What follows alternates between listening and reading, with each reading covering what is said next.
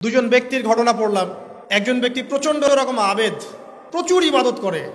আপনারা জানেন ইবলিসও কিন্তু আবেদ ছিল, ইবলিস কিন্তু প্রচুর ইবাদত করেছে। এখন ওই ব্যক্তির একজন বন্ধু ছিল, এটা বানু ইসরাইলের ঘটনা। তো সেই বন্ধু পাপী ছিল, বিভিন্ন কবিরা গুনাহ করত। আর এই আবেদ ব্যক্তি বারবার তাকে নসিহত করত, গুনাহ ছেড়ে দাও, তুমি পাপ করছো, গুনাহ ছেড়ে দাও। তখন সেই ব্যক্তি যে পাপ করছে সে বলতো যে আল্লাহ কি তোমাকে আমার রক্ষক বানিয়েছেন? আল্লাহ কি তোমাকে আমার উপর দারোগা বানিয়েছেন? আমাকে আল্লাহর হাতে ছেড়ে দাও, আমাকে নসিহত করতে শোনা। একদিন এই আবেদ ব্যক্তি তার বন্ধুকে একটা জঘন্য পাপ করতে দেখলো, এমন একটা পাপ যেটা দেখে তার মনে ধারণা আসলো এটা চরম জঘন্য একটা কাজ। তখন সে মুখ ফসকে বলে ফেললো যে আল্লাহ তোকে আর মাফ করবে না, আল্লাহ তোকে জান্নাত দিবে না। আল্লাহ রাব্বুল আলামিন মালাকুল মউতকে এই দুজনের কাছে পাঠালেন, দুজনের রূহকে কবজ করা হলো। এবার আল্লাহ পাক তার সামনে তাদেরকে উপস্থাপন করে বললেন যে তোমাকে আমার রহমত সম্পর্কে কে গ্যারান্টি দিয়েছে যে আমি কাউকে রহমত করব কি করব না? যাও, আমি তোমাকে জাহান্নামে পাঠালাম, ওই ব্যক্তি যে আমার রহমত প্রত্যাশা করেছে আমি তাকে জান্নাত দিয়ে দিলাম। দেখুন, এই হাদিসটা শুনলে মনে হয় বাহ্যিক হয়তো বা মুখের একটা কথার কারণেই সে জাহান্নামে চলে গেল। আসলে বিষয়টা এমন নয়। বিষয়টা আমি আপনাকে বোঝাচ্ছি। বিষয়টা হচ্ছে ইবলিসের মতো। ইবলিস কিন্তু শুধু মন থেকেই বলেনি যে খলাকতানি মিন নার ওয়া খলাকতাহু মিন তিন, আমি কেন তাকে সেজদা করব আদমকে? আদম তো মাটির তৈরি আর আমি তো আগুনের তৈরি।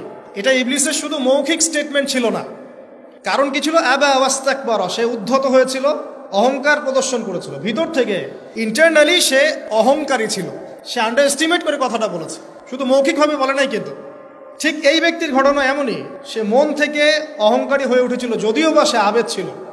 এখানে আমরা যারা প্র্যাকটিসিং মুসলিম হওয়ার চেষ্টা করছি, আমাদের জন্য এখানে নিদর্শন আছে। অচত নামাজ পড়েই ভেবে বসবেন না যে অনেক কিছু করে ফেলছে, এক চিল্লা দিয়ে মনে করে ফেলবেন না যে দিনের জন্য অনেক কিছু করে ফেলছে।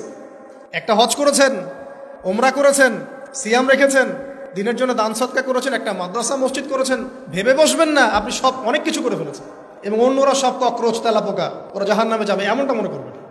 জানি না আমরা যে কার আমলের কতটুকু আল্লাহর কাছে কবুল হচ্ছে। তো এখানে এই ব্যক্তির সমস্যা ছিল এই, সে নিজের আমলটাকে অনেক ভারী মনে করছিল এবং সে স্টেটমেন্ট দিয়ে ফেললো যে তোকে আল্লাহ পাক মাফ করবেন। এই একটা কথা মন থেকে বলার কারণে তার ইহকাল পরকাল দুটা বরবাদ হয়ে গেল, সে জাহান্নামে চলে গেল। ঠিক আরেক ব্যক্তির ঘটনা আছে এমন, এগুলো সবগুলো রেফারেন্স আছে। এক ব্যক্তি প্রচুর ইবাদত করত, আল্লাহ পাক তার ইবাদত করার জন্যে পাহাড়ের চূড়ায় একটা সুন্দর ব্যবস্থাও করে দিয়েছিলেন, সেখানে ডালিম গাছ হতো, ঝর্ণা আসতো, খাবারের কোনো অভাব নাই। হাদিস এসেছে 500 বছর সে ইবাদত করেছে। কত বছর? কিয়ামতের মাঠে এই ব্যক্তির অবস্থা এমন হবে, তাকে জান্নাতে প্রবেশ করানোর জন্য নিয়ে যেতে বলা হবে যাও আমার রহমতে জান্নাতে চলে যাও। আল্লাহ পাক তাকে এই কথাটা বলবেন, কিন্তু এই ব্যক্তি বলবে আমার আমলের কারণে আল্লাহ পাক বলবেন আমার রহমতে জান্নাতে চলে যাও। ব্যক্তি বলবে আমার আমলের কারণে।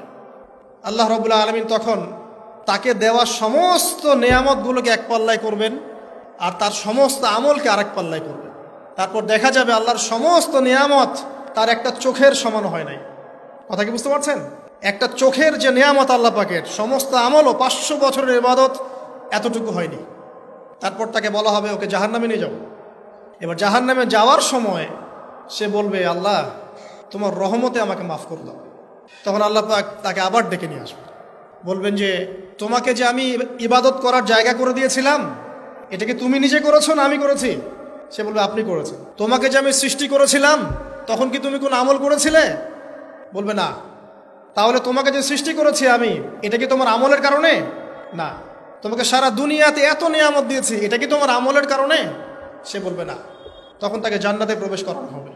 কিয়ামতের মাঠে এমন অনেক ঘটনা ঘটবে যেটা আমাদের চিন্তার বাইরে।